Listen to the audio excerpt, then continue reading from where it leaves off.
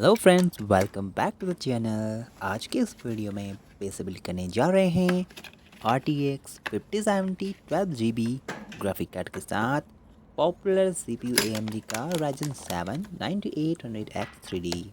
And friends, इस video को शुरू से लास्ट तक ज़रूर देखें। आपको ये वीडियो पसंद आए तो वीडियो को लाइक करें, शेयर करें और चैनल को सब्सक्राइब करें।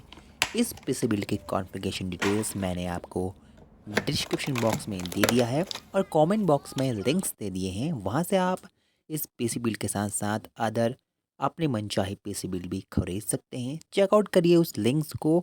और तो फ्रेंड्स, इस वीडियो को देखते रहिए। पसंद आने पर लाइक, शेयर एंड सब्सक्राइब जरूर करें। मैं मिलता हूँ आपसे एक और नए वीडियो में। जब तक के लिए थैंक्स फॉर वॉचिंग। जय हिंद।